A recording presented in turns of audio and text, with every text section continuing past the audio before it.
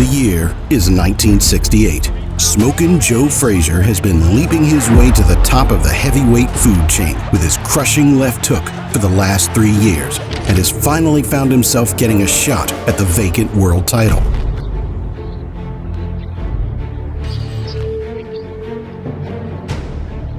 His opponent is a former rival by the name of Buster Mathis, a large yet speedy and elusive fighter with an undeniable ability to hang with the best.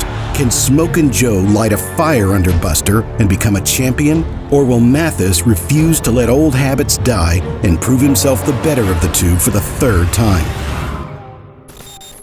What hasn't been said about Joe Frazier, the man who inspired and starred in Rocky, the first of few to beat Muhammad Ali, the battler who survived 2 bludgeonings from George Foreman in his prime and lived to tell the tale? It is over! It is over! Frazier was a man who lightened up the ring with his knockouts and natural charisma. As the only man who could go toe-to-toe with Ali and come out just as loved and respected over the years, you know you're dealing with a fine specimen. I kept thinking, as long as Joe Frazier's heavyweight champion of the world, I won't have much of a chance. I kept hoping he'd die. But his story as a professional was one that almost never was. Winning the Golden Gloves championships 3 years running in the early 60s, no one could write off Frazier from becoming a future heavyweight force to be reckoned with. But after taking his first amateur loss, Frazier had a fire burning in his chest and recognized that the Olympics was where he'd find his redemption. When tackling the tryouts for the Olympics, Frazier was lethal.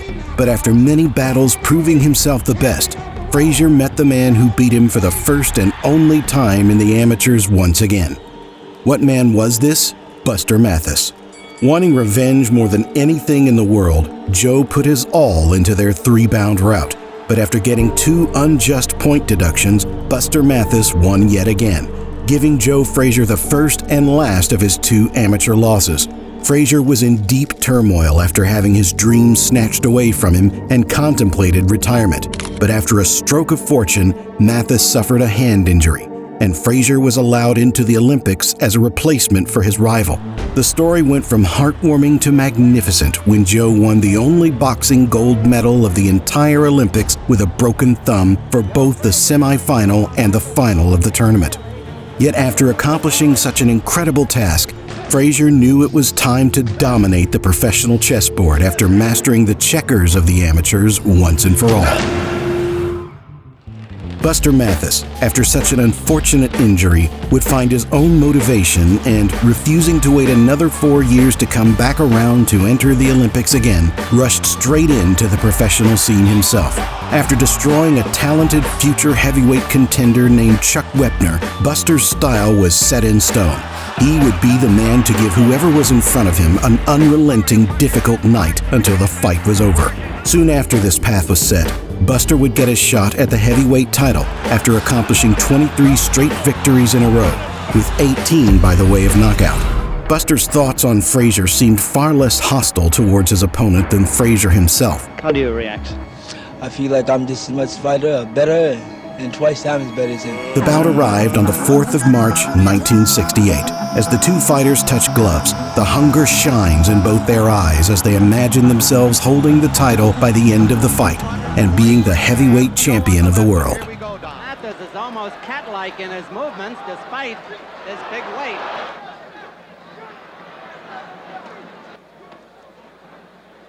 Obviously, neither is afraid of the other. A fine countering right hand by Mathis. Mathis is a fine defensive fighter. The ring. At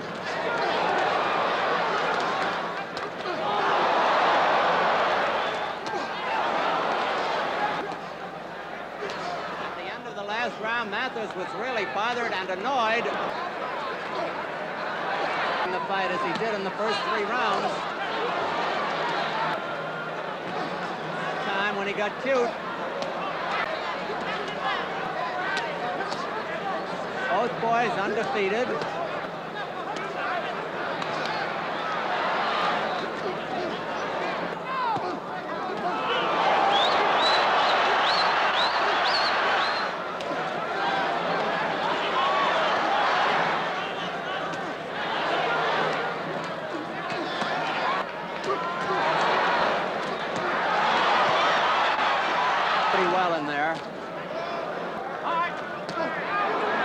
catches Frazier unawares.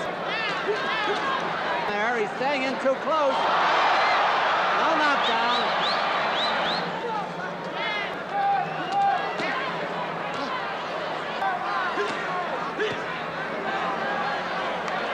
Wow, Mathis was rocked.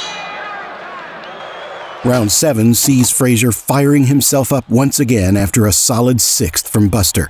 And as the round nears its close, Joe lands a crushing left that momentarily dazes Mathis before the bell saves him from a potential onslaught. Frazier smiling again.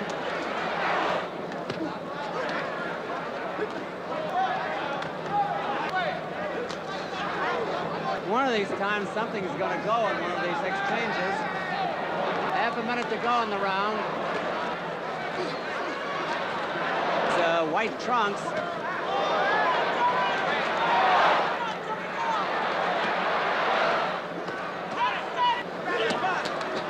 And scoring heavily.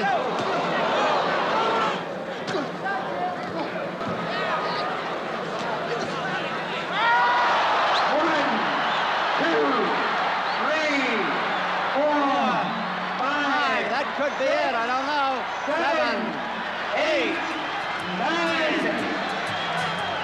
And Joe Frazier is the new heavyweight champion. Boxing finally has another heavyweight champion after the exile of the great Muhammad Ali, and his name is Smokin' Joe Frazier. I don't think he won none of the rounds. None at all, huh? None at all. I took them all from him. Now you really know who was the greatest when I went to the Olympics now. Buster, unfortunately, left the ring without giving a post-fight interview, and it's unknown exactly how he felt following this heartbreaking loss. Buster Mathis passed away at the still ripe age of 52 after dealing with many illnesses and life-threatening operations throughout his life. Still, this loving man didn't die without any accomplishments. In his final interview, he found time to muse over the great things he'd accomplished despite never becoming a champion, from his amateur career to his professional, and, most importantly, his home life. Buster was a great man and an even greater father. I remember Dad came on and said, Dad, can you teach me how to fight? Because people have been picking on me at school, and I said, okay, I will teach you how to fight, but you got to promise me one thing. You got to learn to forgive those people who picked on you, because this sport, this boxing, is not for hurting people. We bid the Dancing Bear farewell, and we thank him for the incredible fights he put on against the greatest of his era. Joe never managed to become a heavyweight champion again after his first fight with George Foreman, but his legacy and heroism were never lost. Outside of the ring, Smokin' Joe would drop multiple music albums over the years, cameo in movies and television, and most importantly, patching things up with his once mortal enemy Muhammad Ali, whilst on his deathbed before sadly passing in 2011. Frazier accomplished more in his 70 years of life than almost any other human could dream. His charisma, heart, and overall friendliness was felt by all who knew him. And despite not being heavily involved in boxing for the last 20 years or so of his life, the night he passed, the sport lost not just an incredible character and champion, but a beacon of hope for those on the verge of quitting, giving up, or sacrificing the things they love out of self-doubt.